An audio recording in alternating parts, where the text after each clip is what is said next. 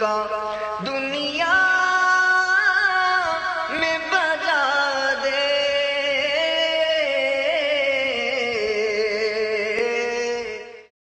अल्हम्दुलिल्लाहि रब्बिल आलमीन वस्सलातु वस्सलामु अला सय्यिदिल मुरसलीन। फरमान मुस्तफ़ा सल्लल्लाहु अलैहि वसल्लम, नियतुल मुमिन खैरुम मिन अमलिही, यानी मुसलमान की नीयत उसके अमल से बेहतर है। मीठे मीठे इस्लामी भाइयों, अच्छी नीयत ना हो तो अमल का सवाब नहीं मिलता। इसलिए मैं नियत करता हूँ कि हुसूल सवाब के लिए अल्लाह व रसूल अज़्ज़ा व जल्ला व सल्लल्लाहु तआला अलैहि व आलिहि वसल्लम के इताअत करते हुए तिलावत करूँगा। आप सभी तिलावत कुरान करीम के ताज़ीम की नियत से जब तक हो सके निगाहें नीचे किए दो जानों बैठिए और मज़ीद ये भी नियत कीजिए कि रिज़ाए इलाही के लिए हुक्म कुरानी पर अमल करते हुए कान लगाकर खूब तवज्जो के साथ और अपने इख्तियार में हुआ और दिल में इखलास पाया तो हुक्म हदीस पर अमल करते हुए अश्क बारी करते हुए तिलावत सुनूँगा। सल्लु अलल हबीब सल्लल्लाहु तआला अला मुहम्मद सल्लल्लाहु अलैहि वसल्लम। अऊज़ु बिल्लाहि मिनश शैतानिर रजीम।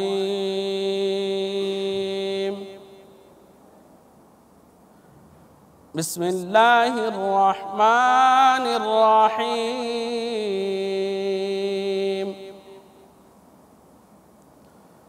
या बनी इस्राईल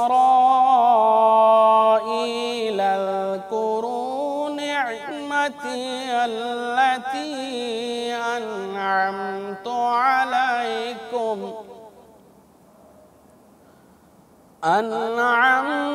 अलैकुम व अन्नी फ़द्दलतुकुम अलल आलमीन।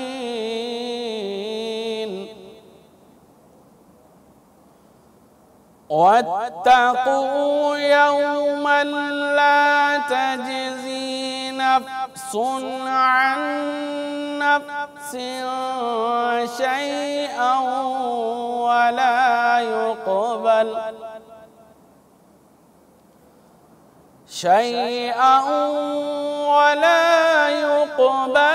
मिन्हा अदलुन वला तंफ़अुहा शफ़ाअतुन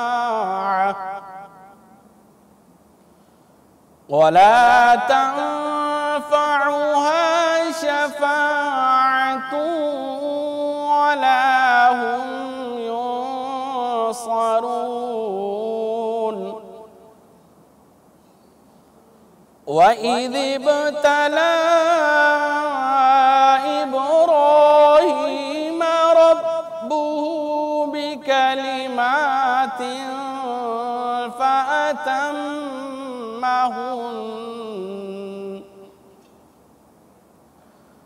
क़ाल इन्नी जाइलुक लिन्नासि इमामन। क़ाल व मिन ज़ुर्रिय्यती। क़ाल ला यनालु अहदी ज़ालिमीन।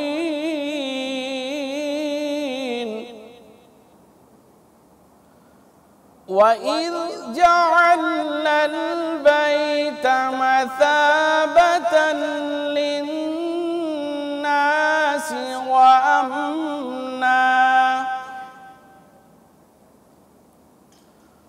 वत्तख़िज़ू मिन मक़ामि इब्राहीम मुसल्ला।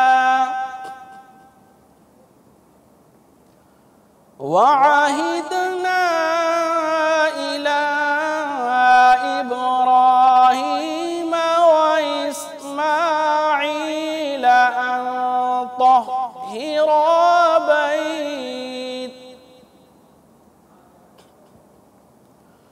व इस्माईल अन तह्हिरा बैतिय लित्ताइफीन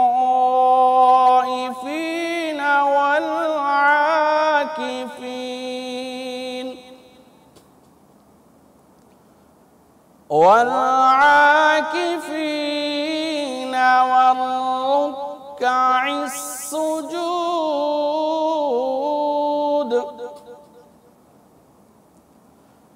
وإذ قال إبراهيم رب اجعل هذا بلدا آمنا وارزق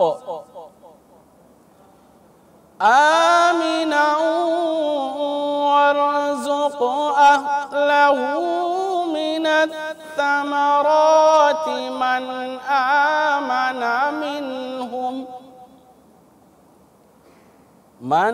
آمن منهم بالله واليوم الآخر.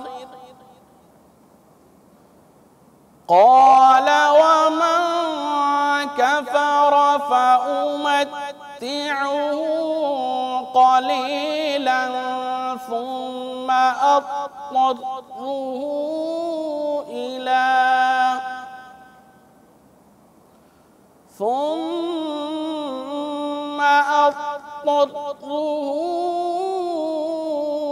إلى عذاب النار وبئس المصير.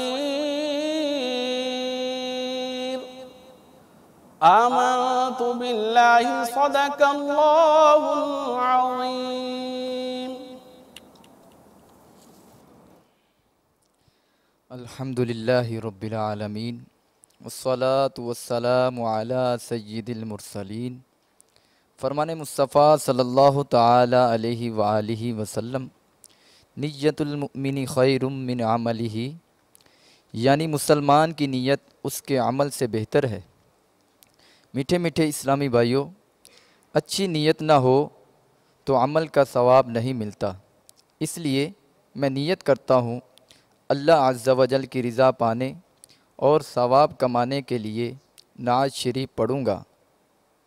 आप भी नीयत कीजिए कि हसूल सवाब की खातिर जितना हो सका ताज़ीम मुस्तफ़ा के लिए निगाहें नीची किए, दो जानों बैठकर गुंबद खज़रा का तसव्वुर बांधकर निहायत तवज्जो के साथ अपने बस में हुआ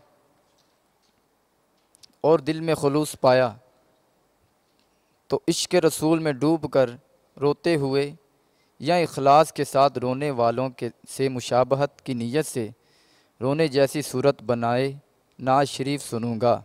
सल्लु अलल हबीब सल्लल्लाहु अलैहि या रसूलल्लाह वसल्लम अलैका या हबीबल्लाह।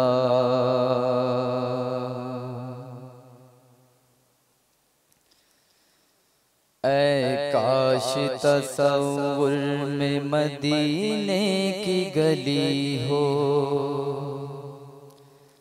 ऐ काश तसव्वुर में मदीने की गली हो और याद मुहम्मद की मेरे दिल में बसी हो। ऐ काश तसव्वुर में मदीने की गली हो, ऐ काश मैं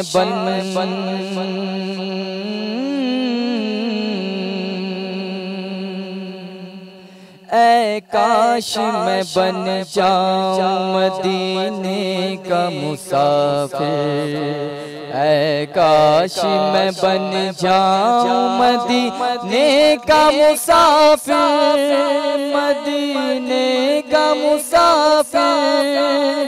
फिर रोती होंगी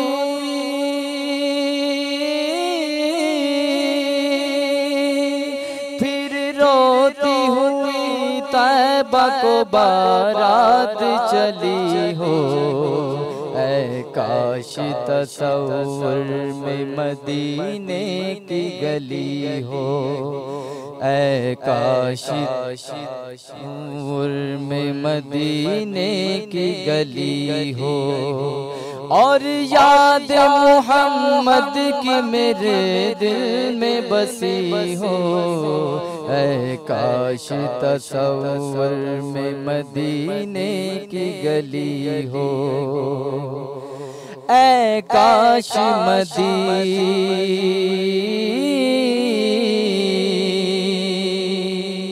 ऐ काश मदीने में मुझे मौत यूं आए। ऐ काश मदीने में मुझे मौत यूं आए, मौत यूं आए। फिर रोती हुई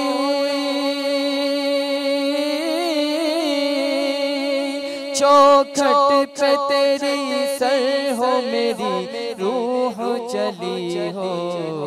ऐ काश तसव्वुर में मदीने की गली हो। ऐ काश तसव्वुर में मदीने गली हो। अल्लाह करम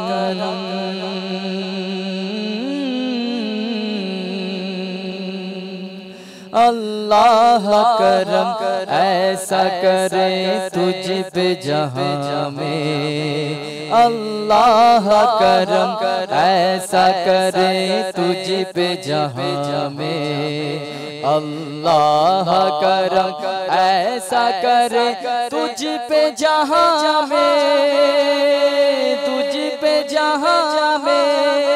ऐ दावत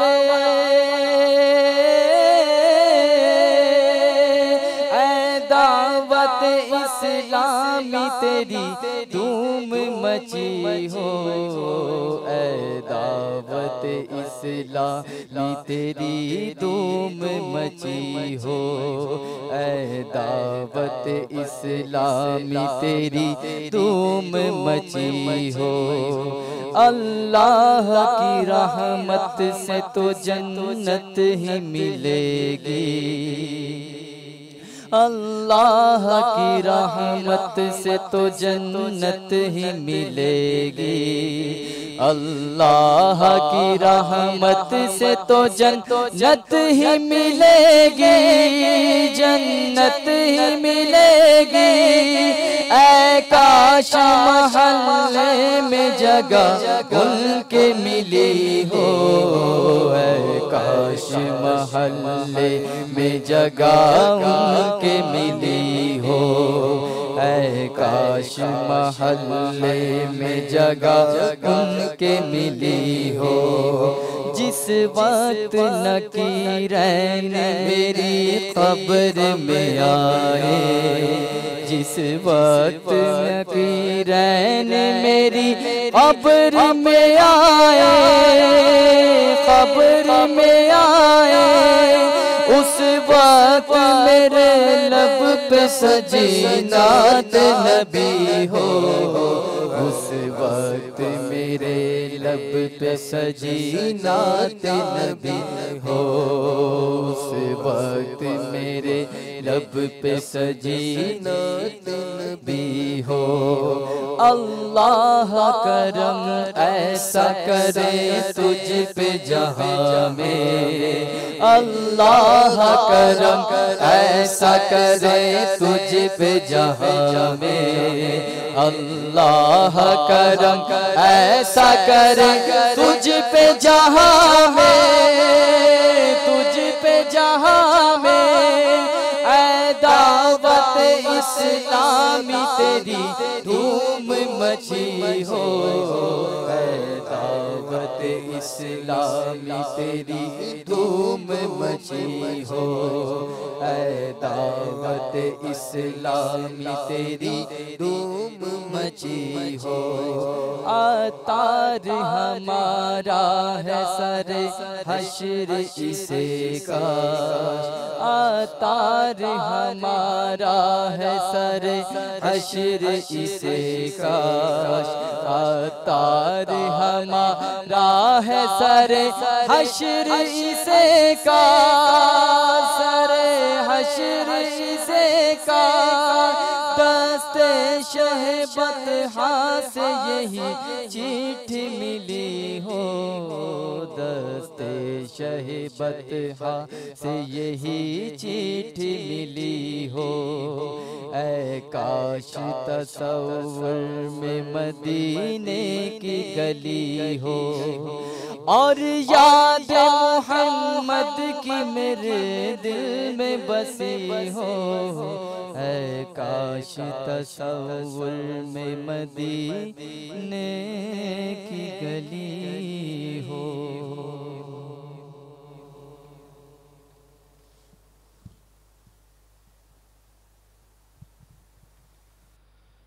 अल्हम्दुलिल्लाहि रब्बिल आलमीन वस्सलातु वस्सलामु अला सय्यिदिल मुरसलीन अम्मा बाद फ़अऊज़ु बिल्लाहि मिनश शैतानिर रजीम बिस्मिल्लाहिर रहमानिर रहीम अस्सलातु वस्सलामु अलैका या रसूल अल्लाह व अला आलिका व अस्हाबिका या हबीब अल्लाह।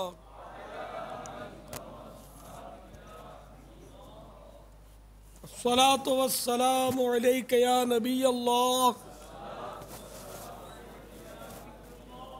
व अला आलिका व अस्हाबिका या नूर अल्लाह।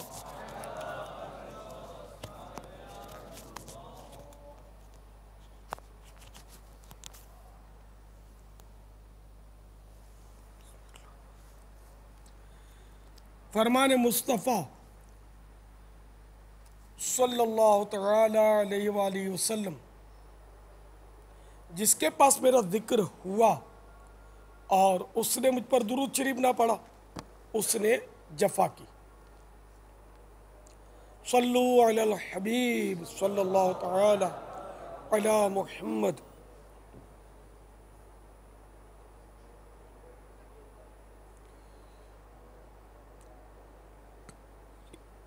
इन्नमल अअमालु बिन्नियात, अअमाल का दारो मदार नियतों पर है।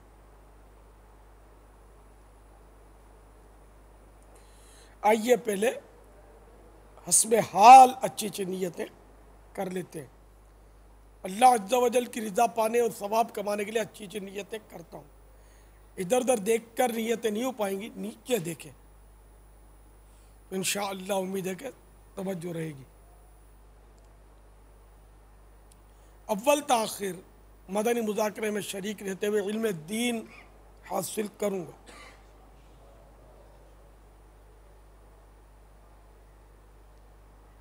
सल्लु अलल हबीब वगैरह सुनकर सवाब कमाने और सदा लगाने वाले की दिलजोई के लिए नुमाया आवाज़ से जवाब दूंगा। ज़रूरतन सिमट सरक कर दूसरे के लिए जगह कुशादा करूँगा। धक्का वगैरह लग गया सब्र कर लूँगा। घूरने, झिड़कने, उलझने, झगड़ने से बचूंगा। मौके की मुनासबत से अज़्ज़ा वजल सल्लल्लाहु तआला अलैहि वसल्लम रज़ियल्लाहु तआला अन्हु और रहमतुल्लाह तआला अलैह पढ़ूंगा।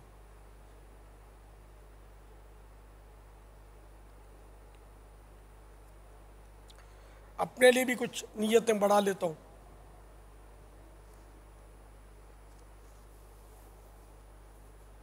एला कलिमतुल हक करूँगा, नेकी की दावत दूंगा, बुराई से मना करूँगा।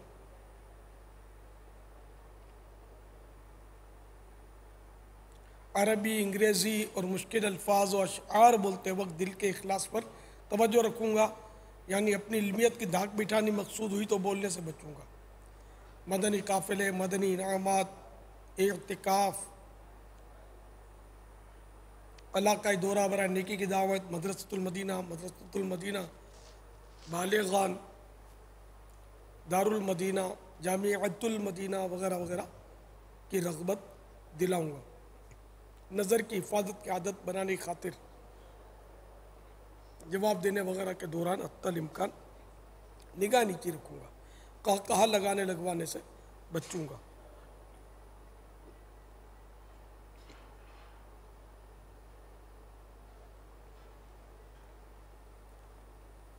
कोई कैसे ही नागवार अंदाज में सवाल करे, सब्र करूँगा। यकीनी मालूमात होगी तो ही जवाब दूंगा, वरना माजरत कर दूंगा। जवाब के आखिर में वल्लाहु तआला अअलम व रसूलुहु अअलम अज़्ज़ा व जल्ल व सल्लल्लाहु तआला अलैहि वसल्लम कहकर सल्लु अलल हबीब कहूँगा और यूँ दुरूद शरीफ पढ़ने की दावत दूंगा, खुद ही पढ़ूँगा। गलती की दुरुस्त निशानदेही पर फ़ौरन इज़ाला कर लूँगा, याद आने पर मज़ीद अच्छी अच्छी नीयतें कर लूँगा। आज के मदनी मुज़ाकरे और अब तक के मेरे पास मौजूद नेकियों पर रहमत इलाही के मुताबिक मिलने वाले अज्र का इसाले सवाब करता हूँ बबारगाह जनाबे रिसालत मआब सल्लल्लाहु तआला अलैहि वसल्लम, जुमला अंबिया व मुरसलीन, खुलफा राशिदीन, उम्मतुल मोमिनीन, तमाम सहाबा व ताबईन व तबए ताबईन, अइम्मा मुज्तहिदीन, उलमा कामिलीन, मशाइख आमिलीन,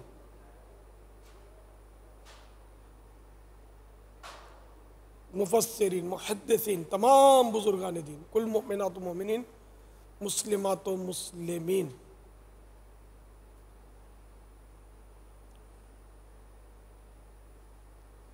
खुसूसन शहीदान व असीरान करबला, जमी अहले बैत अतहार,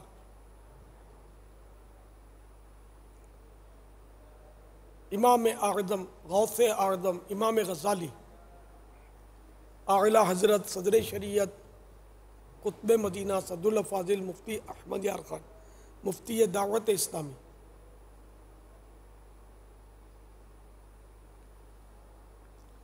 हाजी मुश्ताक, हाजी जमजम रज़ा, तमाम मुबल्लिगात व मुबल्लिगीन मरहूमीन,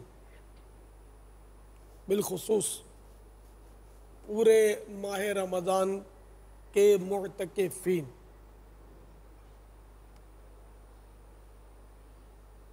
आमीन बिजाहिन नबील अमीन सल्लल्लाहु तआला अलैहि वसल्लम, सल्लु अलल हबीब सल्लल्लाहु तआला अला मुहम्मद। आज 29 शाबानुल मुअज़्ज़म 1435 सिने हिजरी है।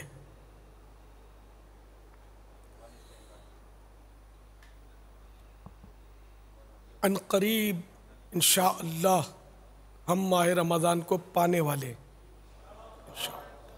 हाँ, रमज़ान आ रहा, हमारी खुशियों का सामान आ रहा है। अल्लाह में खुशियों के साथ, शादमानियों के साथ, एहतराम के साथ हमें माह रमज़ान से मिलाए। तुझ पे कदरदानी भी नसीब फरमाए। तू अजीम शान है, तुझ पे सदक़े जाऊं रमज़ान तू अजीम शान है, तुझ पे सदक़े जाऊं रमज़ान तू अजीम शान है। तुझ में नाज़िल हक़ तआला, तुझ में नाज़िल हक़ तआला ने किया कुरआन है। आमदे रमज़ान है, आमदे रमज़ान। अल्हम्दुलिल्लाह मदनी मुज़ाकरे का सिलसिला है। आप सवालात कीजिए, हर सवाल का जवाब वो भी बिस्सवाब दे पाऊँ ये ज़रूरी नहीं। बन पड़ा तो अर्ज़ करने की कोशिश करूँगा, भूल करता पाएँ फ़ौरन मेरी इस्लाह फरमाएँ। मुझे आए बाएँ शाएँ करता, अपने मौक़िफ़ पर बिला वजह अड़ता नहीं, शुक्रिया के साथ रुजू करता पाएंगे इंशाअल्लाह अज़्ज़ा वजल। दरअसल आज हमारा ये मदनी मुज़ाकरा खुसूसियत के साथ यूँ समझे कि दुनिया भर में जो एहतिकाफ़ हो रहे हैं तो इनके मुताल्लिक़ है। एहतिकाफ़ की मजालिस, एहतिकाफ़ में खिदमत करने वाले साईं भाई वग़ैरह के ताल्लुक़ से एक मदनी मुज़ाकरा इस ज़िम्न में हो भी चुका है,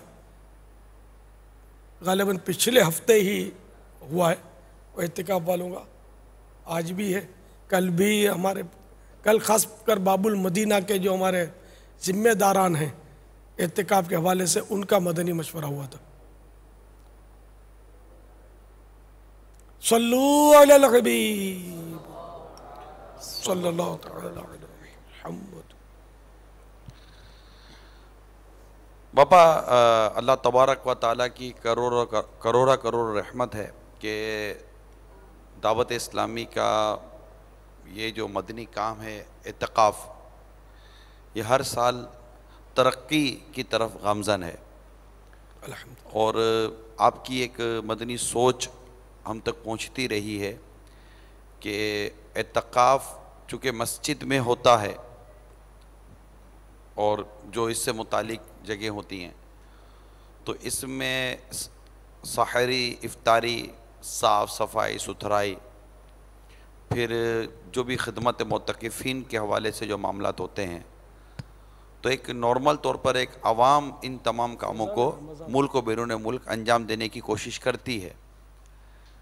तो अब ये कि इस मामले में हमारी कुछ रहनुमाई आप बतदरीज फरमाएँ कि सबसे अव्वलिन तो ये कि जो इत्तिकाफ़ करवाते हैं, इसमें जो मस्जिद की कमेटी से मुतालिक या मस्जिद की मजलिस से मुतालिक जो लोग होते हैं, इन्हें इस मामले में अव्वलिन क्या एहतियात करनी चाहिए कि ये मुतक़िफ़ीन की खिदमत भी करते रहें और इन्हें बारगाह इलाही अज़्ज़ व जल्ला से सवाब भी मिलता रहे। ऐसी कोई सूरत अगर आपके जहन में हो तो इरशाद फरमाएं,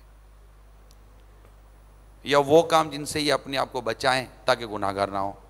सबसे पहले हम अगर मस्जिद की तरफ चले जाएं। कई मामलात हैं इसमें जिसमें ख्याल रखना पड़ता है। अब जैसे कि जहाँ हमारे इत्तिकाफ़ होते हैं और अगर इंतज़ामिया हमारी नहीं है दावत इस्लामी वालों की, तो वहाँ इस तरह की भी तकलीफ़ें मैंने नोट की है।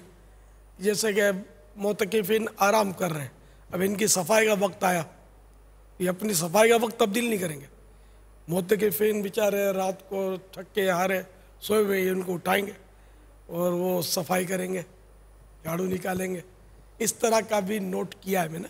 पहले जब ये आलमी मदनी मरकज़ अपना नहीं बना था, उस वक्त मजबूरी थी कि और जगह भी इत्तिकाफ़ होते थे। अब तो माशाअल्लाह जगह जगह फ़ैज़ान मदीना बन गए। लेकिन अब भी दूसरी मसाजिद में कि जहाँ इंतज़ामिया दावत इस्लामी की नहीं होती, वहाँ इत्तिकाफ़ हो रहे हैं, इंतज़ामिया ताआवुन करती है, इसी वजह से हो रहे हो। लेकिन बाज़ औक़ात वो ऐसी इनके अपने जो सिलसिले होते हैं ना, वो इसमें ये शामिल करते हैं, जिसकी वजह से मुतक़िफ़ीन के काम में आज़माइश होती है। इसलिए इंतज़ामिया को ताउन जब कर रहा है तो 100% करेंगे तो इंशाअल्लाह ज़्यादा सवाब मिलेगा। सफाई का वक्त है तो उसको तब्दील कर दिया जाए, ऐसे वक्त में की जाए कि जब ये इनकी नींद में खलल ना आए। इस तरह और पानी के मामलात में और दीगर मामले के दीगर चीज़ों के हवाले से। दूसरे ये कि अब इंतज़ामिया के बारे में मैं क्या अर्ज़ करूं, इनके असल वो इनका इसमें एहतिकाफ में ख़ास इंटरफेयर होता नहीं है। मस्जिद के ताल्लुक से बस वो जो अर्ज़ किया कि ये कभी दरवाजे बंद कर देते होंगे, हमारा मस्जिद बंद करने का टाइम है, मोतकिफ़ बिल्कुल कैद में आ जाते होंगे, कभी कुछ करते होंगे। तो इस तरह नहीं करना चाहिए, बल्कि जो वहाँ के ज़िम्मेदारान हों एहतिकाफ मजलिस के दावत इस्लामी के, उनके मशवरे से वो मस्जिद के यानी माह रमज़ान में या आखिरी 10 दिन में जो भी तरकीब हो तो उसमें उनके मशवरे से चला जाए। तो इस तरह इंशाअल्लाह हमारे मुतकिफ़ीन की, दावत इस्लामी के ज़िम्मेदारों की या दीगर इस्लामी भाइयों की इसमें दिलजोई होगी और आपस में तनफीर भी नहीं होगी। और हर जगह ऐसा नहीं होता होगा कि मजलिस जो इंतज़ामिया है वो ताउन 100% ना करती हो, लेकिन देखा है मैंने कि वो जो तजर्बा वो बता रहा हूँ कि करते हैं। बाद जगह वो अपना जो भी तरीका है वो करते हैं, अपना सिलसिला करेंगे। अब अच्छा खासा अपना तरबियती सिलसिला होगा तो इसमें ये अपना जलसा करेंगे। अब ठीक है, वो अच्छा काम है, लेकिन हमारा जदवल तो डिस्टर्ब हो गया ना कि जो हमें सुन्नतें सिखानी है, जो दुआएं सिखानी है, जो एक तरीक़ेकार जो हमारा चल रहा है वो खिलाफ शरा है। तो ये इंतज़ामिया हमको समझा दे कि ये भाई गलत है और हम तुमसे अच्छा सिलसिला दे रहे हैं, इसमें बैठ जाओ सब।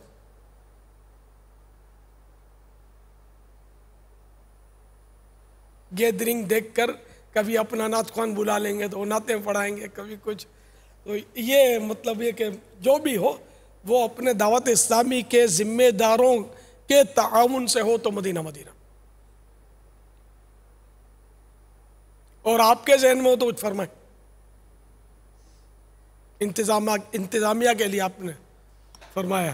यानी इंतज़ामिया के हवाले से आपने माशाल्लाह एक बेहतर मदनी पुल अता फरमाए, लेकिन यूँ है कि जिस तरह आप आज मदनी मशवरा कर रहे हैं, इस तरह चूँकि एक इंतज़ामिया होती है, मजलिस होती है, उसके तहत सहरी का इंतज़ाम करने वाले, इफ्तार का इंतज़ाम करने वाले, सफाई करने वाले खादिमीन, बवाब होते हैं जो चौकीदार किस्म के जो लोग होते हैं, इसी तरह साउंड सिस्टम से मुताल्लिक़ जो लोग होते हैं कि स्पीकर का इस्तेमाल, साउंड का इस्तेमाल, लाइटों का बिला वजह इस्तेमाल, पंखों का बिला वजह इस्तेमाल, ये सारी चीज़ें जो होती हैं जो कि एक मजलिस की कमेटी और इंतज़ामिया या मजलिस के तहत आती हैं, तो इन तमाम चीज़ों को उनको देखना है, नहीं देखना, इसी तरह साफ़ सफाई सुथराई, दरियों का इंतज़ाम करके मुत्तकिफ़ीन को देना वग़ैरह।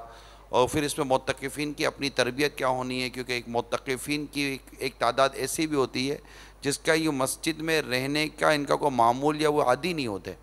अब वो नए नए मस्जिद में आते हैं तो इनकी तरबियत का क्या एहतमाम इंतज़ाम होना चाहिए। अगर मजमूई तौर पर ये सब कुछ मजलिस या इंतज़ामिया या मस्जिद कमेटी अगर इसमें समझदार सुलझे हुए लोग हों, या वो जो दावत इस्लामी की जो इस वक्त ज़िम्मेदारान अगर आपको सुन रहे हैं, उन्हें क्या किरदार अदा करना चाहिए जब मुत्तकीफ़ इनके पास आकर बैठें कि अब वो मस्जिद का एहतराम और तक़द्दुस कैसे मतलब कि पामाल होने से बचाया जाए। अगर मस्जिद की कमेटी को अगर आपकी तरफ से समझा दिया जाए, मजलिस को समझा दिया जाए, ज़िम्मेदारान को समझा दिया जाए। हाँ, मजलिस की इंतज़ामिया का इसमें इतना वो दखल नहीं होता आम तौर पर, अलबत्ता जो दावत इस्लामी की मजलिसें होती है ना, उनको इसमें बड़ा ख्याल रखना होता है, क्योंकि मजलिस की इंतज़ामिया उस वक्त वो बिजली के ताल्लुक़ से और रुकावट शायद नहीं खड़ी करती, बल्कि ये कि हमारे मुतक़िफ़ीन या हमारी जो मजलिस है इसमें ये ख्याल रखना है कि कहीं बिजली का बेजा इस्तेमाल नहीं होना चाहिए। ये तो खैर आम है, बेजा इस्तेमाल तो मस्जिदों में तो मतलब इसका लिहाज होता ही नहीं है, वो इस मामले में इंटरफेयर नहीं करते, बल्कि ये खुद सारा साल इनकी आदतें होती हैं कई जगह कि वो अजान से भी शायद 10 मिनट पहले बत्ती पंखे कहीं चला देते होंगे, कहीं अजान का टाइम आते ही चला देते होंगे। अभी एक भी नमाजी नहीं होता और सारे पंखे घूम रहे हैं और फुल लाइटिंग जो इसकी होती है मामूल वो चल रही होती है। इसका ये समझते हैं कि ये सब यूँ, ये आखिरत में इसका हिसाब देना पड़ेगा। एक बल्ब की ज़रूरत है तो 2 क्यों, इसका हिसाब देना पड़ेगा आखिरत में। हाँ, 100 बल्ब की ज़रूरत है, बेशक आप 100 जलाएं, 99 मत जलाएं, 99 नहीं, 100 पूरे। लेकिन जब ज़रूरत हो तो ये बेहतियातियाँ तो अगर सब जगह होती है, हमारे भी होती है। मैं तो आपको पता ही, मैं तो इस मामले में कुड़न शाहों का भी सरदार हूँ, अगर कहना है तो कह दीजिए आप।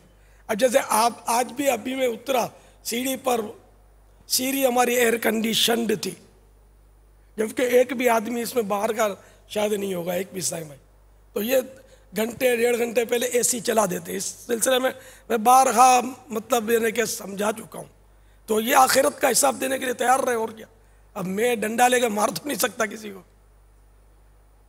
कि वो खामखा ठंडा करना, कोई आग नहीं बरस रही होती कि 2 घंटे पहले इसको मतलब है कि वो ठंडक का फायर मारो।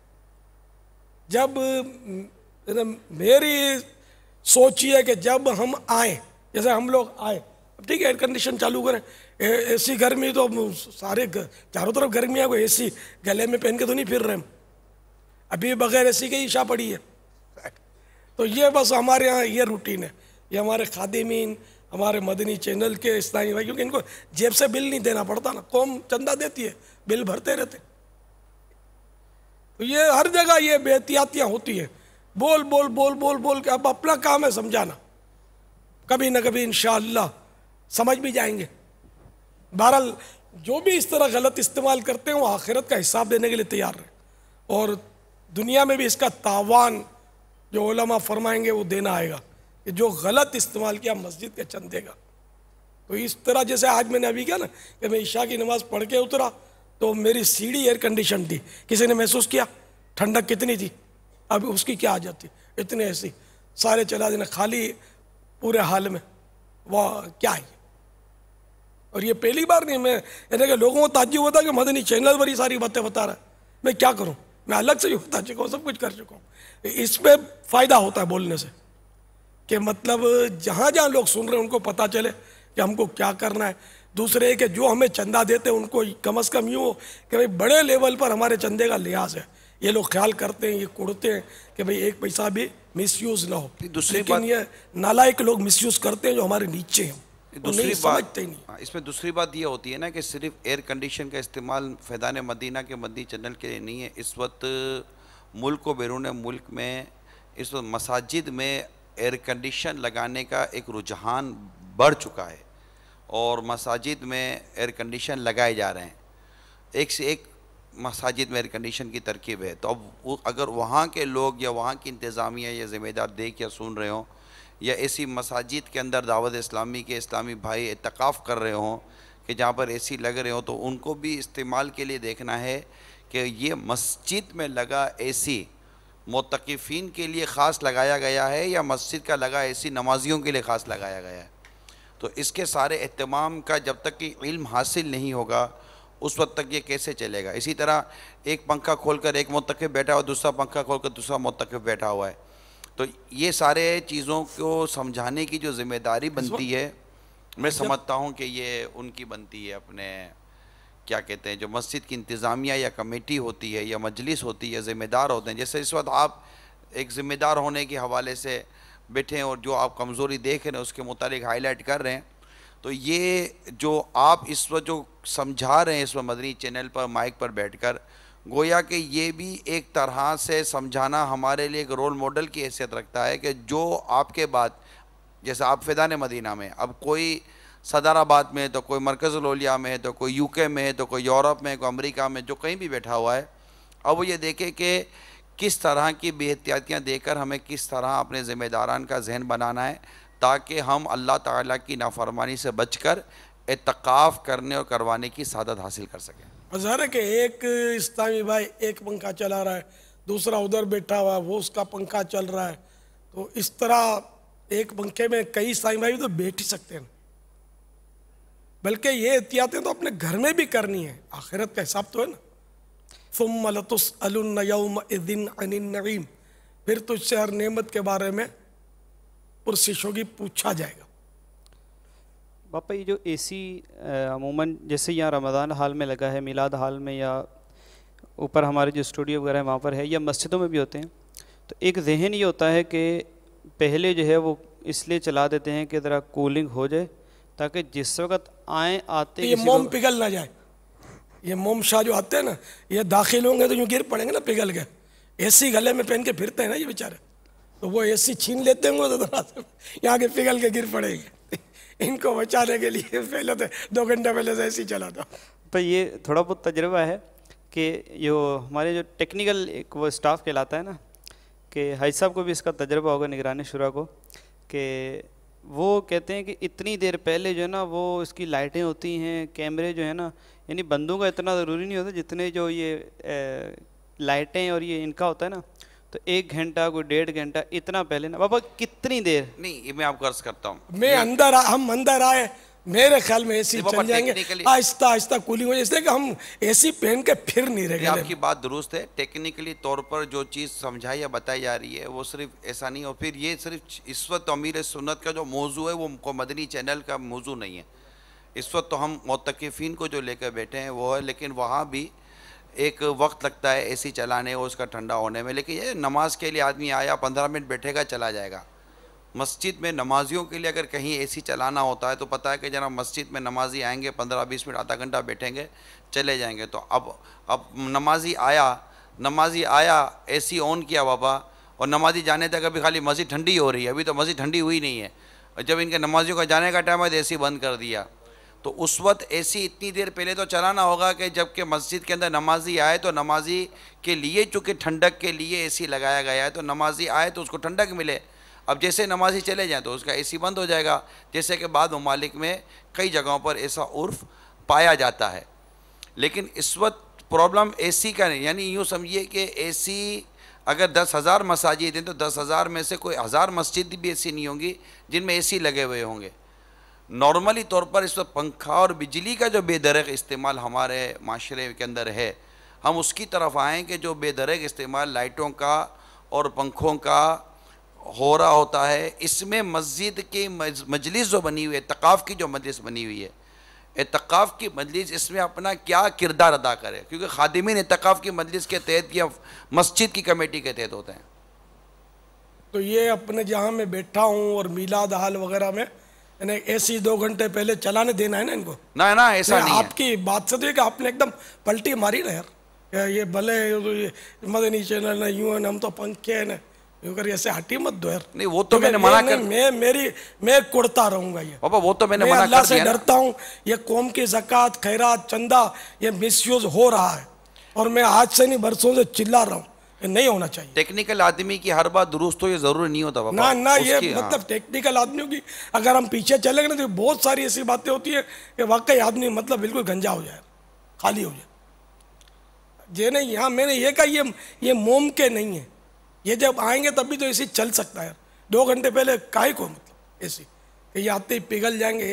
ऐसे क्या गर्मी होती है यहाँ खाली हॉल में? तो मैं कितनी बार आए हम, आप भी तो आए मेरे साथ, जब एसी बंद होते हैं क्या क्या होता है। कल हमारा इतना मदरी और मशवरा पता रात नहीं भर इफ्तारी के लिए ये अभी खाने से पहले भी पता नहीं 2 घंटे पहले चला दिया हो तो ताज्जुब नहीं, सारी बत्तियाँ और ऐसी कुछ पता नहीं है। जैसे हमने खाना खाया उसमें भी ठंडा हो रहा था ये। अगर कहीं भी दावत इस्लामी के जिम्मेदारान या कमेटी के हजरात हैं तो उनके खाने में लिए ठंडा नहीं हो रहा था? अच्छा उस वक्त चलाया, अल्हम्दुलिल्लाह। इस वक्त जो भी इस वक्त मैं थोड़ा लेट आया इसलिए ठंडा हो चुका होगा। गुफ्तगू हो रही है तो जो भी इस वक्त इस मुतालिका जो भी ज़िम्मेदार होते हैं जिनके तहत वफ़ के माल की ज़िम्मेदारी होती है, उनके लिए इस वक्त ये सारे मदनी फूल एक नमूने के तौर पर हैं। ये उन्हें हर वो काम जो के ख़िलाफ़ शरा होता है ये महसूस करें, गैर अखलाक़ी होता महसूस करें, उसको थोड़ा अक्ल व जहानत से सोचें, शरई रहनुमाई लें, उसके बाद इसको करें। मतलब जिसकी ज़िम्मेदारी अमीन की हैसियत बनती है, क्योंकि मस्जिद के अंदर हज़ारों लोग सैकड़ों लोग आते हैं, इनको जो भी आपकी ज़िम्मेदारी है मस्जिद वालों की, उनको उसके मुताबिक काम करना चाहिए। जी बाबा। हाँ ज़ाहिर है, जो मैंने अर्ज़ करना था वो कर दिया कि पंखे बत्ती बिजली जो भी मतलब बिजली की चीज़ें चलती हैं वो ज़रूरत है तो ठीक है 25 घंटे चलाएं दिन में, अगर ज़रूरत नहीं है तो 25 सेकंड भी क्यों वाले, ज़रूरत नहीं है बेकार क्यों चले। तो मेरा ये मतलब समझ में ये आता है, हुक्म शरीयत भी यही समझ में आता है, क्योंकि कुरान करीम में तो हमें मना फरमाया ना, वला तुबज़्ज़िर तबज़ीरा इन्नल मुबज़्ज़िरीना कानू इख़वान शयातीन व कान शैतान लिरब्बिही कफूरा। और फजूल ना उड़ा, फजूल उड़ाने वाले शैतानों के भाई हैं और शैतान अपने रब का बड़ा नाशुक्र है। तो कुरान करीम है, मैं अपने घर में मुझे मेरे जेब से कौन से जाता है, मतलब हम क़यामत के दिन क्या हिसाब देंगे। अब हम इसके ज़ाहिर है कि एक तरह से अमीन है, जिम्मेदारियाँ हैं, तो इसलिए वो बोलना ही पड़ेगा। अब इतनी बड़ी तहरीक है तो अब ये मदनी चैनल के ज़रिए दुनिया भर में इसके ज़रिए पैगाम, अब कोई इस पर हम पर हंसता हो तो ठीक है, अल्लाह उसको हंसता बसता रखे, और दावत इस्लामी के माहौल में आएगा तो फिर इंशाअल्लाह खौफ खुदा में वो भी रोना शुरू कर देगा। अभी नहीं समझ आती तो हंसेगा। तो मुझे बावले कुत्ते ने थोड़ी काटा यार कि मैं ऐसी बातें करता हूँ। आपका ये मेरा खून जलता है। आपका ये मदनी गुलदस्ता बनाकर मैं तमाम चैनल के जो डायरेक्टर्स हैं ना, जिनके जेबों से बिल जाता है, अगर मैं उनको भेज दूँ ना तो वो शायद आएंगे आपको हाथ चूमने के लिए। ये पहली बार नहीं सुन रहे होंगे, मैं बरसों से बोलता हूं। इनका गुलदस्ता बना को, क्योंकि डायरेक्टर के जेब से जाता है। और जितनी बेहतियातियों का इस वक्त दौर है, अल्लाह ताला आपको सलामत रखे। जब आप ये इरशाद फरमाइए कि ये जो इसमें बिलखुसूस सहरी और इफ्तारी का एक वक्त आता है हमारे रमज़ानुल मुबारक में, इसमें मुतक़िफ़िन की तो एक अपनी बेहतियातियाँ जो है उस पर इंशाअल्लाह ताला उम्मीद है कि आप कुछ मदनी फूल देंगे, लेकिन इसमें खाना पेश करने वालों को, खाना उठाने वालों को जो खाना बच जाता है, इस हवाले से क्या क्या एहतियातें आपके जहन में आती हैं? अल्लाह अकबर, इसकी तो भरपूर तरबियत हो तो ही कर सकता आदमी, वरना ये बेदर्दी से देगें घसीटना। अब तो मेरा ख्याल हमारे यहाँ तो उठाते हैं वो बोरी में लेकर उठाते हैं। यहाँ 2-3 हमारे फार्मूले हैं, जो मशवरा हुआ था। तो लिसोटे पड़ते होंगे फर्श पर, तो मस्जिद हो या फिनाए मस्जिद हो, इस पे लिसोटे पड़ना। अब तो हर मस्जिद वाले से बात कर रहे हैं ना पापा इस वक्त। हाँ सर, वो हर मस्जिद को भी ये पैगाम है, लेकिन हमारी मस्जिद चूंकि बड़ी है, दूसरी मस्जिद छोटी होती है, इतनी बड़ी नहीं होती। तो अब ये कि इस तरह देग घसीटना कि मस्जिद, तो अपने समझे मस्जिद में तो वो देगे नहीं घसीट रही होती, फिनाए मस्जिद में घसीट रही होती है। तो ये फिनाए मस्जिद में भी इस तरह देगे घसीटना कि वो उसका फर्श खराब हो, इसकी कैसे शरीयत इजाजत देगी? यानी कि फिनाए मस्जिद में भी आवाज से हंसने से आला हज़रत ने मना फरमाया कि इधर हंसना भी नहीं है जोर से, उधर भी शोर करने की फिनाए मस्जिद में भी कोई इजाजत नहीं है। ठीक है, मस्जिद और फिनाए मस्जिद के हुक्म में कुछ फर्क होता है, लेकिन बहरहाल उसके एहतराम तो है ना। तो उस पर देगे घसीटने की तो इजाजत नहीं मिलेगी कि बाकायदा उस पर काले काले निशान पड़ते होंगे। तो वो जहाँ भी दुनिया में मस्जिद का मौका आता है, और बल्कि वैसे भी जहाँ जहाँ मुमकिन हो अपने घर का फर्श भी, तो खैर कोई ख़राब करता भी नहीं है, घर का फर्श को ख़राब ना करे। ये मस्जिद रह गई है इसके लिए, इसमें लोग एहतियात कम करते हैं। पापा ये देग इतनी बड़ी होती है ना, वो भारी भी इतनी होती है, अब वो थोड़ा फासला है ना लेके जानी है। इसकी बाकायदा वो गाड़ियाँ आती है अंदर में, वो ट्रालियाँ, ट्राली के ज़रिए भी पॉसिबल है। पापा ये बोरियां, पापा बोरियां बनती हैं, और बाकायदा हमारे इस्लामी भाइयों ने इसका बाकायदा एहतमाम किया हुआ है, और पिछले शायद चंद सालों से बाकायदा ये उठाने की तरकीब बनती है। जीना उतारने के लिए किस तरह जीने पर ये हमने स्लॉप इसके बनाए हुए थे कि उतर जाए, ताकि जीने का कोई मार्बल या फर्श की कोई चीज़ टूट फूट का शिकार ना हो जाए। सब इसमें होता ये है कि ये सब जैसे बापा ने चूँकि हर साल इसकी तरबियत फरमाते हैं, तो ट्रॉलियाँ भी बनती हैं, बोरियाँ भी देते हैं, डंडे भी होते हैं, ये सब होता तो है, लेकिन वही बात है कि जब ज़िम्मेदार की ज़रा सी आँख चूकी और उसने जो हिसाब किताब करना होता है ना वो कर लेता है।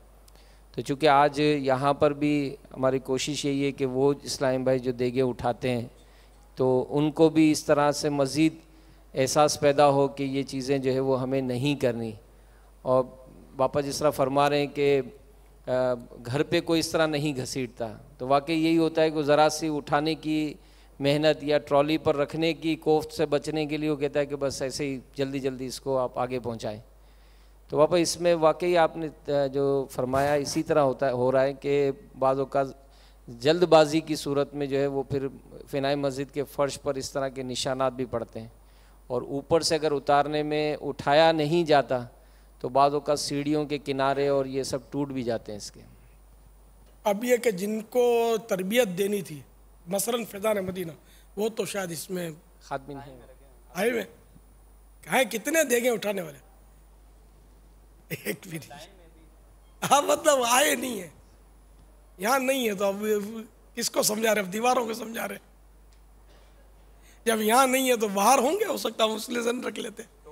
तो ये करेंगे तो वही जो इनकी रूटीन है, ये सल इस तरह का जो काम करते हैं ना, ये आमतौर पर माहौल के नहीं होते, ये बस वो आड़ा उड़ी का एक जहन होता है, और वो रमज़ा नहीं होते, आ जाते हैं बेचारे, खिदमत करते हैं लेकिन मसाइल बहुत करते हैं, क्या करें। अब सीढ़ी टूटी और ये तो सब तावान देने वाली बातें, तावान देना पड़ेगा इसका, ये कौन देगा तावान? अरे जो गलती करेगा उसी के जिम्मे तावान, माने जितना नुकसान पहुंचाया उतना पैसा देना पड़ेगा, और तौबा भी करनी पड़ेगी। ये थोड़ी है कि अब मैं अब हथौड़े मारूं और फिर तो चलो गड़ा बंद कर दूंगा, तो गुनाह भी तो हुआ ना, कसदन नुकसान पहुंचाना मस्जिद की इमारत को या किसी भी वक्फ की इमारत को। अपने घर की इमारत को कौन या सीढ़ी के कोने तोड़ता है यार इस तरह? सीढ़ी पर कचरा भी नहीं रहने देता आदमी, साफ करता है उसको। सीढ़ी से कैसे उतारे वापस? सीढ़ी से समझ सीढ़ी से वही बोरी में लेके, बोरी में लेकर उठा कर यानी कि नीचे हम लोग- उठाना पड़ेगा। नहीं तो अगर नहीं उठती तो आधी बनाए देख। अब क्यों मतलब वो इतनी हेवी करते हैं कि उठा नहीं सकते। पापा ट्रॉली बनी है, पहिए लगे हुए हैं, नहीं, सीढ़ी पे भी सीढ़ी पे बाबा वो पापा ने बना जब- हाँ, वो सीढ़ी पर स्लोप उतारने के लिए बनेगा। बनाया हुआ अच्छा, बाबा क्या ना हाँ, हो। नहीं तो इसमें इसके फिर आपको अलग से मजलिस बनानी पड़ेगी। वो मजलिस इन पर मुसल्लत हो और वो दोनों टाइम खाने के एकदम एक्टिव हो और ये एक एक की निगरानी करे और किसी को देख को फर्श पर रखने भी ना दे। फिर मस्जिद के घसीट ना दूर की बात, उठाकर इसकी जगह पर पहुंचाओ। तो ये मतलब वो होते हैं पैसे से काम कर रहे होते हैं ना। हाँ तो बस, तो फिर तो हम जो बोलेंगे उसको करना ही है।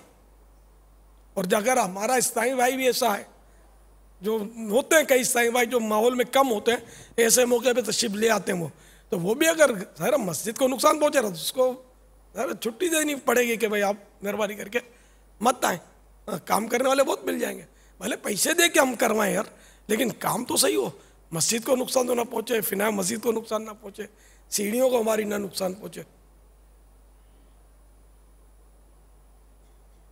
और इसमें एक एहतियात की सूरत ये, सीढ़ियों के तहफ़्फ़ुज़ के लिए इस पर वो अगर मशवरा करके कोई लोहे के राड वगैरह क्या बोलते हैं वो किनारे लगवा लिए जाए,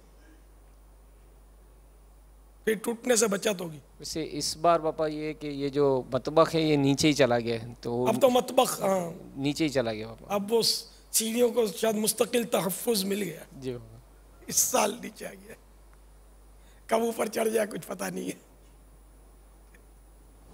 एक जगह से तो ऊपर आएगा ना, वो जो आई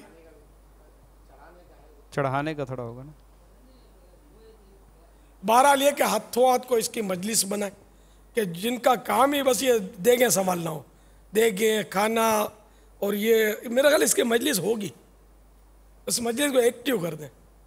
मजलिस तो कई मजलिसें होती है ना, खाने की तो मेन मतलब जिस्तन बरा खुर्दन, यानी खाने के लिए जिंदा रहना वाली भी तो कैफियत बाजों की होती है कि इंतजार होता है कब सहरी मिलेगी कब इफ्तारी मिलेगी, ये भी तो होता होगा ना। इसकी मजलिस तो होगी और उसको एक्टिव होना चाहिए कि वो कुछ भी, यानी कि देगों के ताल्लुक से भी, दरियों के ताल्लुक से, देखिए रोज़ दरियाँ जो है ना वो मस्जिद से बाहर जाकर सफाई करनी है। फिनाए मस्जिद में उसका कचरा नहीं गिराना है, उसके दाने नहीं गिराने। फिनाए मस्जिद में अवाम तो अगर समझती नहीं होगी, हर जगह फिनाए मस्जिद में खाना खाते भी नहीं होंगे, आईने मस्जिद में खाना खाते होंगे मोतकिफिन, समझे। तो ये मस्जिद का अदब जो है ना यार, ये बहुत ज़्यादा ज़रूरी है।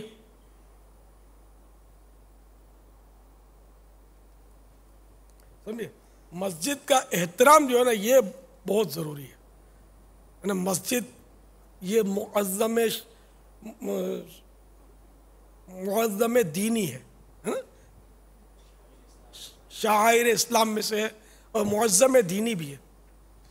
यानी मस्जिद की कोई इरादतन तौहीन करे तो काफिर हो जाएगा, लेकिन तौहीन किसको कहते हैं फिर वो एक अलग टॉपिक है। तो मस्जिद का बहरहाल एहतराम जो है ना ये फ़र्ज़ है, ये ज़हन में रखिएगा।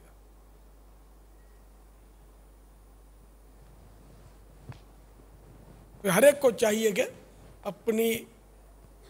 अपनी मसाजिद में जहाँ ये इतिकाफ़ करते हैं या बल्कि सारे ही साल के लिए उसकी साफ़ सफाई का ख्याल रखें। इसके मतलब यानी कि मामलात को जो है वो दुरुस्त रखें, गंदगी भी ना होने दें और इसका कोई भी बेजा इस्तेमाल ना हो। दरिया वगैरह जो हैं ये बाहर जाकर झाड़ें, इसकी गर्द किसी के घर में भी ना पहुँचे और मस्जिद में भी ना गिरे।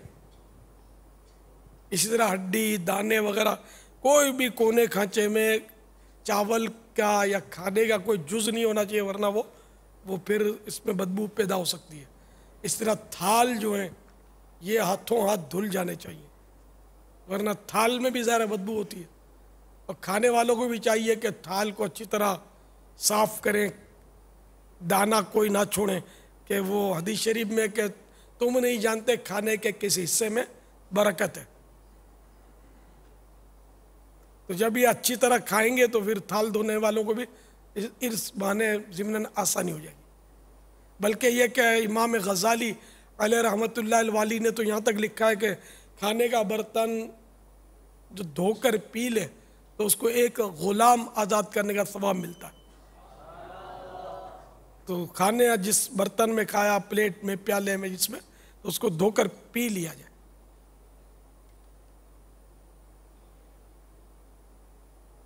लेकिन ऐसी जगह पीने से बचा जाए कि जहाँ कोई इन चीज़ों को ना जानता हो और वो मजाक उड़ाएगा, है ना, तनफीर की सूरत बनेगी, तो वहाँ फिर पिया ना जाए, बल्कि अच्छी तरह साफ कर लिया जाए। कि साफ करने में कोई भी मतलब सुलझाव आदमी वो चौंकता नहीं है। इसकी हदीस मुबारक ये थोड़ा बहुत जो मजहबी रुझान होता है ना, उनको आम तौर पे पता होती है कि वो बर्तन दुआए मगफिरत करता है, कि जो बर्तन को साफ कर लेता है, खाने के बर्तन 3-3 बार उंगलियां चाटें, ये भी सुन्नत है। तो ये कि चाटना इस तरह के ग़िज़ा के असरात उंगलियों पर ना रहे, खाली फॉर्मेलिटी नहीं, अच्छी तरह चाटना।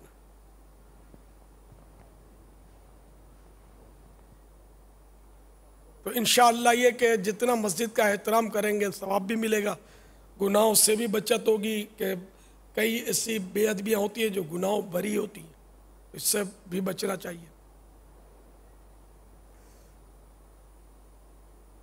थाल दरिया ये सब बाहर रखना भी बाहर होता है, मस्जिद में नहीं। और रोज़ रोज़ इसको दोनों टाइम अगर झाड़ने की तरकीब बन जाए ना, बिल्कुल साफ़ सुथरी हो, मदीना मदीना हो जाए। मगर बात वही कि इस तरह ने झाड़ें कि गर्द पड़ोसियों के घरों में जाए, कहीं ऐसी जगह दूर जाकर कि जहाँ घर करीब ना हो।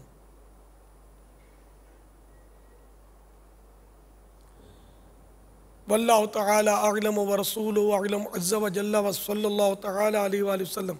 और मस्जिद में वो कचरा उठाने के लिए माशाअल्लाह जेब में शापर भी रखी जा सकती है, तो उठा कर बाल के गुच्छे वगैरह होते हैं तो वो मोतकिफिन इसमें डालते रहें। कहीं बाल के गुच्छे होते हैं, कभी कोई और मरा हुआ परवाना, मक्खी वगैरह होती है, तो ये भी अंदर आ सकती है। मक्खी की लाश अगर जेब में हुई तो नमाज में कोई नुकसान नहीं आएगा। अब ये जैसे जेब से अमीर अहले सुन्नत ने थैली निकाली ना, तो जहाँ जहाँ हमारे ज़िम्मेदार बैठे हैं जेब में हाथ डालने का थैली नहीं है तो फिर इसका एहतिमाम करें।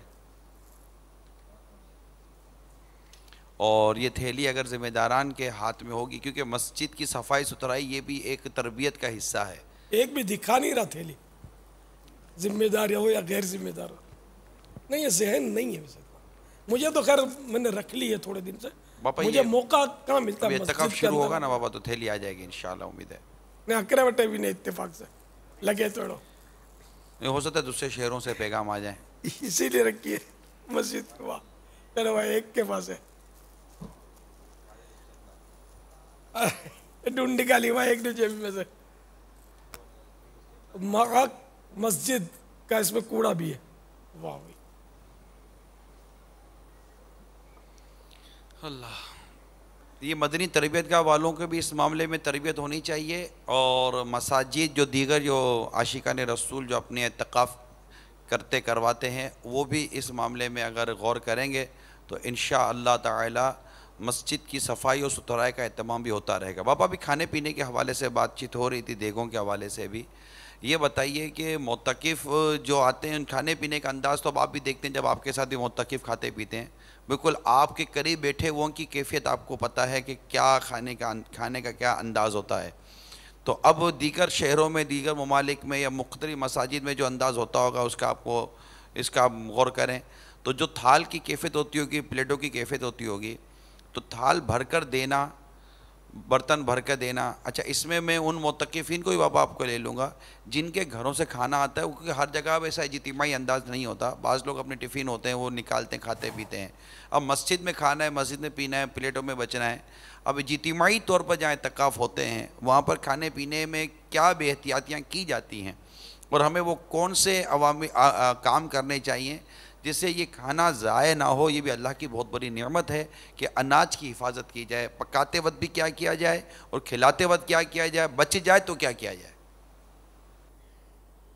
अल्लाह अल्लाह, ईमान पे बेहतर मौत ओ नफ्स तेरी नापाक जिंदगी से।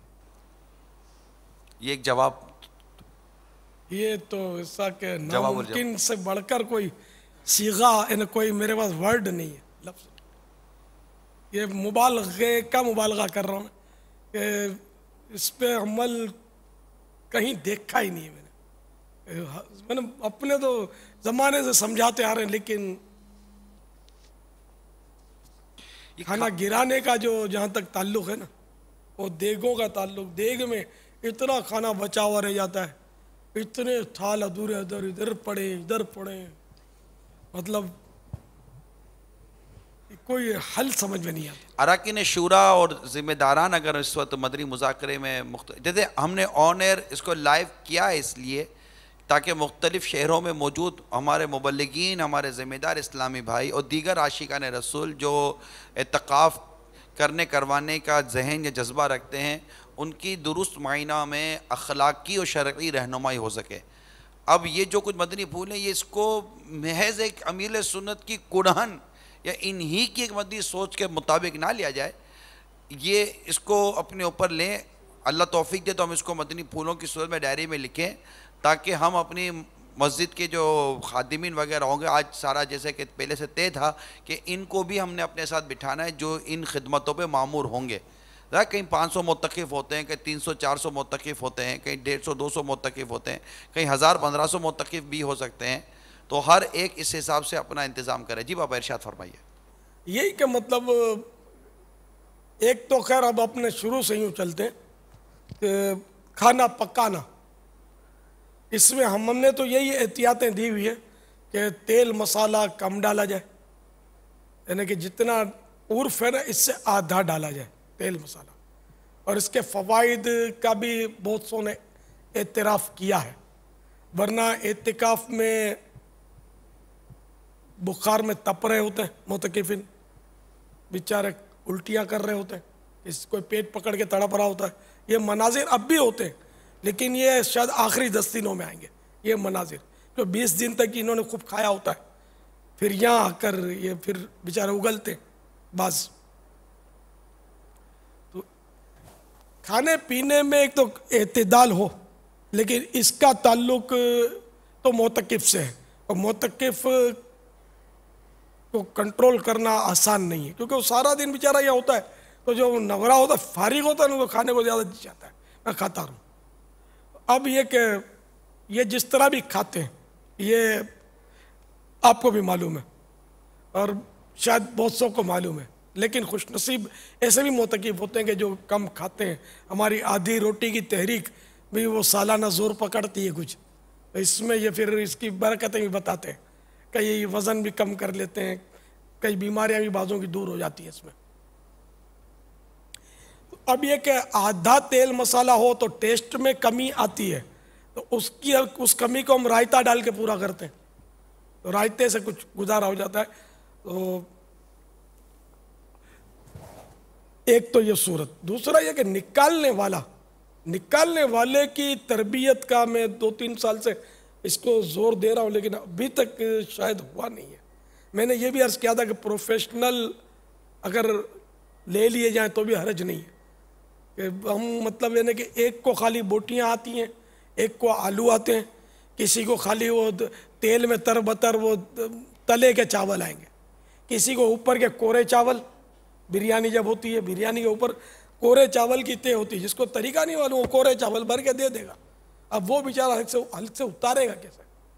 और दूसरे को खाली मसाला बोटियों वाला, तो इसने खाया, क्लिनिक खोला हुआ है। इस आलमी मदनी मरकज़ की बात करें, यहाँ तो क्लिनिक है, हर जगह क्लिनिक भी नहीं है, तो मसाला और ये सादा चावल जो ऊपर मिक्स करके खाना होता है। मसाला तो बीमारियों का घर होता है, ये तो खाली समझो टेस्ट के लिए। इसमें ऐसी ऐसी चीज़ें होती है, हर चीज़ अपनी लिमिट में हो तो फ़ायदा करती है, लेकिन अनलिमिट लोग मसाला खाते हैं और बेचारे फंसते हैं, बोटियाँ भी चबाए भी निगलते हैं, ये फंसते हैं। हम मतलब यानी कि इस तरह की तरकीब करें कि या तो ये जितने खाना निकालने वाले इनको अलग से लेकर आदमी बैठे और इनको समझा। मैंने कोई ट्रेनिंग नहीं ली, मुझे देगों से खाना निकालने की कोई मैंने ये धंधा काम किया नहीं है, लेकिन एक जनरल सेंस है, समझ में आता है किस तरह करना चाहिए।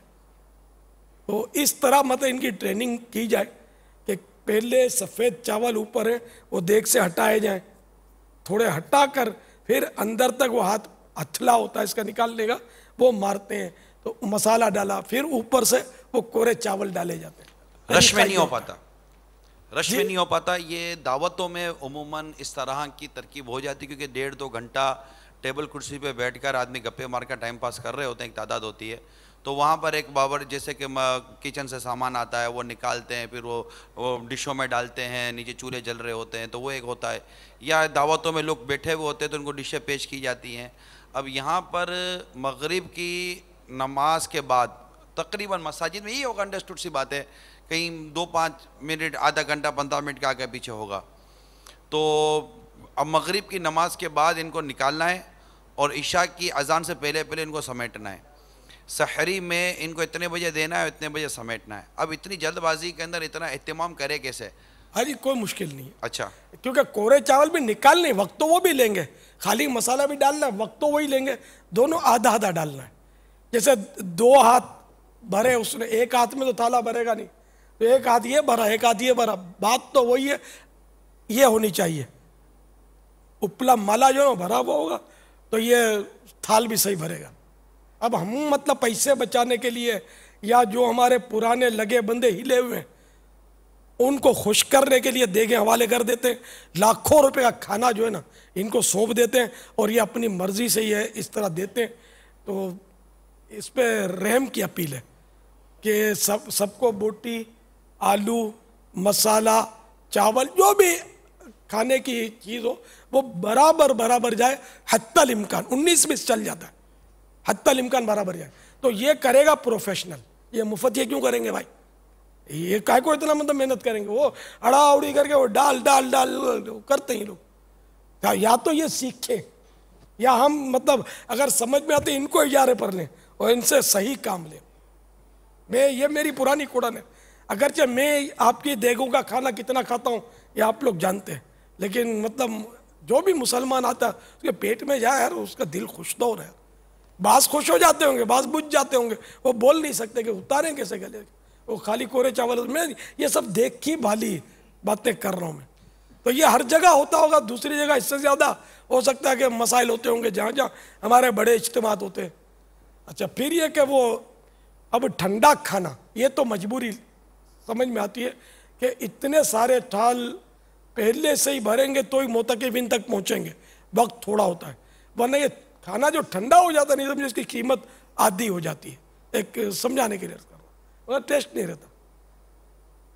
बाज़ खाने तो बिल्कुल ठंडे, जैसे बिरयानी है या पुलाव है, वो तो ठंडे हो भी मौसम अगर ठंडा, फिर तो वो खाना आदमी बस गुजारे के लिए, जीने के लिए खाना पड़ता है, वरना टेस्ट नहीं रहेगा, जम जाता है।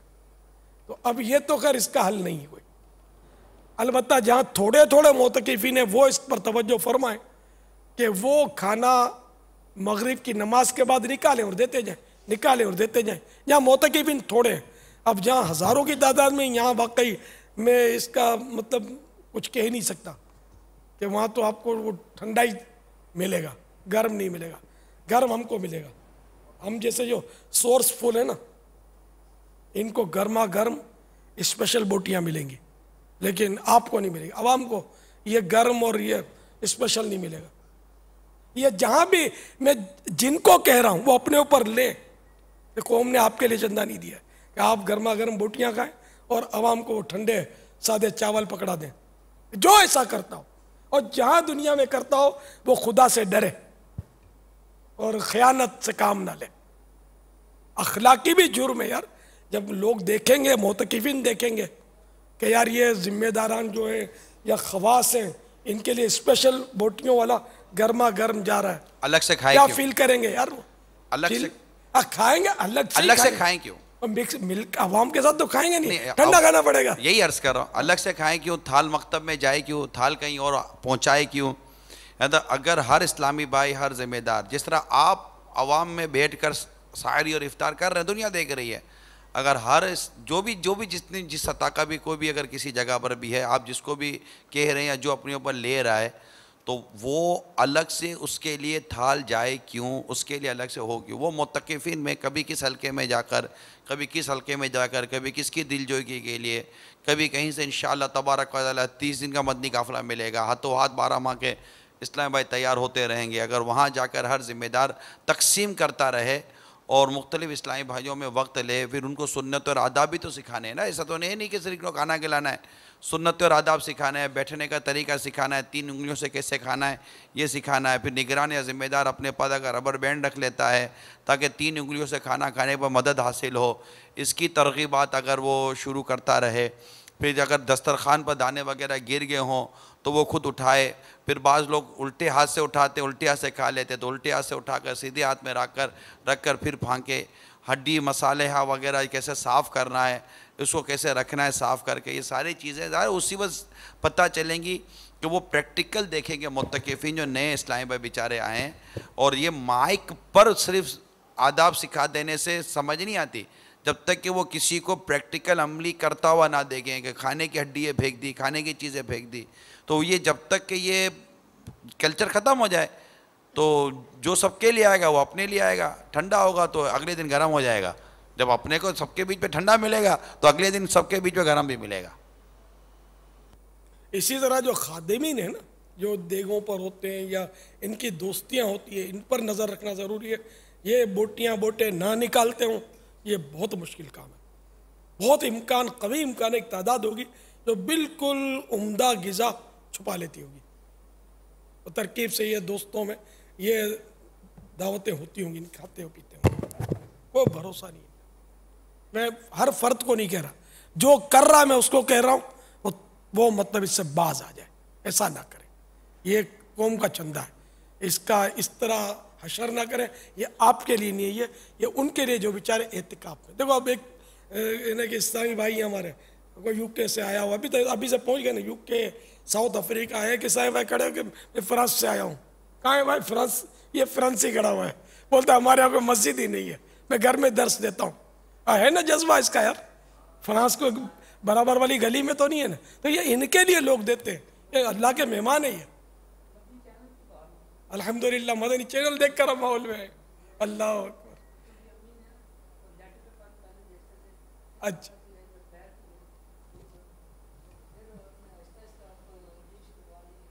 वाह, नेट पे मदनी चैनल देखा घर वालों ने, बच्चों की अम्मी ने, उसके बाद फिर वो उसी के जरिए मुरीद देखा।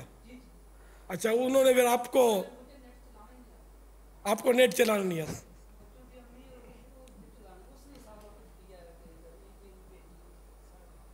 अब पूरा घर मतलब दावत इस्लामी से मुतासिर हो गया। वाह, मदनी चैनल की बहार एतिकाफ में आ गए माशाल्लाह। एतिकाफ फ्रांस से सफर कर, फ्रांस से दाढ़ी भी आ गई, इमाम शरीफ भी सर पे सज गया। निगरान शुरा ने पापा तरकीब दिलाई थी, सुभान अल्लाह। मुलाकात भी हुई थी जी बाप। अल्हम्दुलिल्लाह अल्हम्दुलिल्लाह। 30 दिन का काफिला भी सफर किया। अच्छा अच्छा अच्छा अच्छा अच्छा अच्छा, यहाँ ये भी मदनी चैनल से निगरान शुरा ने तरगीब दी, एक जनरल जो तरगीब देते हैं अवामी, उसमें आप आ गए। क्या बात है निगरानी शुरा की। जी आया नो, वेलकम माशाअल्लाह। अब ये कहाँ से आए हुए देखो, फिर बेचारे मुल्क के कोने कोने से भी आते हैं। अभी कल तो मेरा घर यहाँ वो धमाल होगी, यहाँ समय भी नहीं शायद इतने आ जाएगी कल, है ना। तो यहाँ तो नहीं आएंगे वो अंदर बेचारे।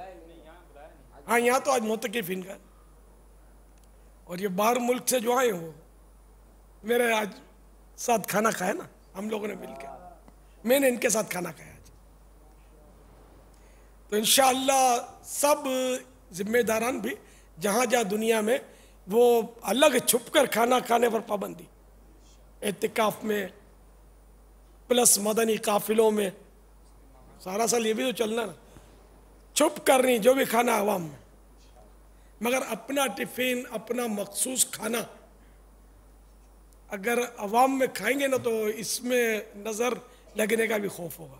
और अगर आपकी ग़िज़ा उम्दा होगी तो वो हो सकता है कोई बेचारा गीबत करे कि यार ये माल खाते हैं, हमको यूँ खिलाते हैं। तो इससे भी बचने में आफियत है। हम अपना ये अमूमन खाते हैं, हम बरसों से हमारा तकरीबन, तो इससे भी थोड़ा ले लेते हैं बाज़ औक़ात। तो हमारी कोशिश ये होती है कि जो जैसे कि आज भाई इफ्तार में यहाँ फुला खाना है, तो हमारी कोशिश है कि हमारा भी इसी से मिलता जुलता हो। लेकिन अब बाज़ औक़ात वो ग़िज़ाएँ आपकी होती हैं, अब वो मुझे मुआफ़िक नहीं होती। अब वो मैं क्या मतलब इसकी लिस्ट तो देने ज़रा कि ये मुआफ़िक और ये मुआफ़िक नहीं है, तो फिर बाज़ औक़ात वो फ़र्क भी करना पड़ता है। कोशिश ये होती है ताकि वो किसी की नज़र भी ना लगे, उसको वसवसे भी ना आए। ये एक अपनी सोच है, हो सकता है ये ऐसा ना भी होता हो, लेकिन कुछ झिझक सी होती, शर्म सी आती है।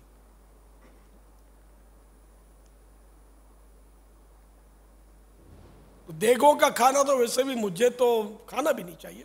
ये मतलब रोज रोज आदमी खाए ना तो तंदुरुस्त आदमी भी शायद बीमार पड़ जाएगा। डेली खाए ना ये देगों का खाना, देगों में स्पेशली मसाले डाले जाते हैं इसको टेस्टी बनाने के लिए।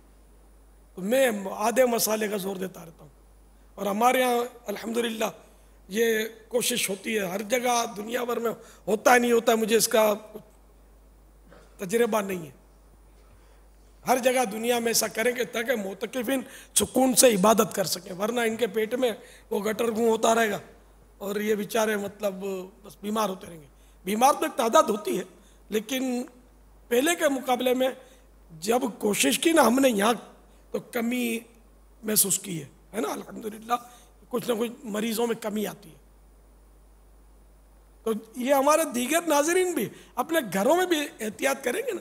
ये डीप फ्राई जो है ना, ये हमारे रमज़ान शरीफ की ग़िज़ाओं का हिस्सा है, बल्कि ये सरदार है।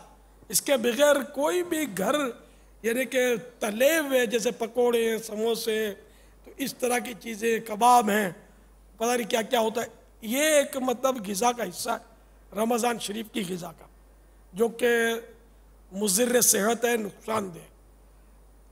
और सहरी में मलाई और पराठा, अंडा पराठा, ये ग़िज़ा का है। यानी कि ये ग़िज़ा अक्सर ये होती है, एक तादाद है जिनकी जो कि सख्त सेहत के लिए सख्त नुकसानदेह ये होती है।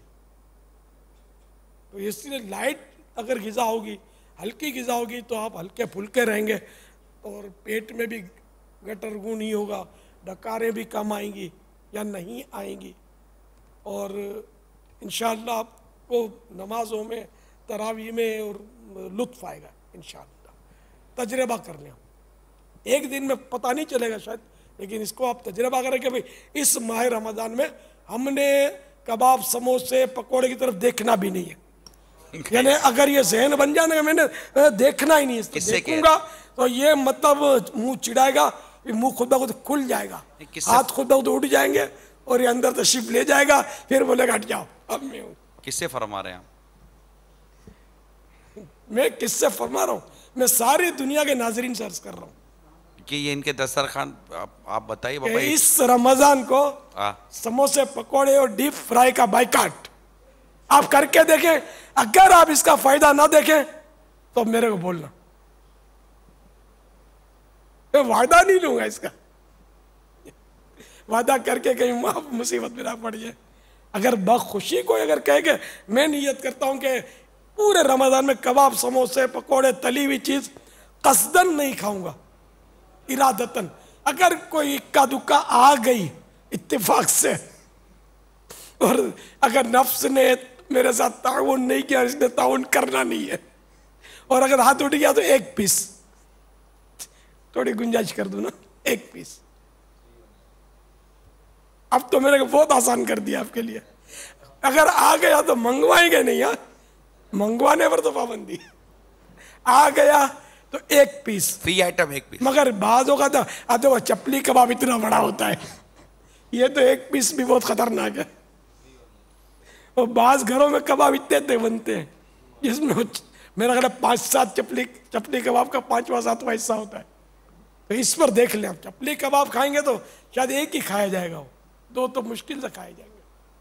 तो ये आप देख लें। इसमें जो मोतकिफ होंगे वो तो जो बाहर के होंगे ना, उनके बचने का चांस ज़्यादा है। और हाँ, 10 दिन में आखिरी आएंगे, ये आपका दिल जलाएंगे। अभी से बता देता हूँ, ये कबाब समोसे खाएंगे आप, इनके पास मत जाना, वरना हो सकता है आपको वो वेलकम करेंगे और फिर वो 20 दिन की मेहनत में पानी फिर जाए। ये बाबुल मदीना की बात कर रहा हूँ कि यहाँ का माहौल है, इस तरह के लोग आते हैं, लगे बंदे, वो हल्कों में, मदनी मुज़ाकरों में इसमें दिलचस्पी कम होती है, मुँह खाने पीने आते हैं बेचारे बस।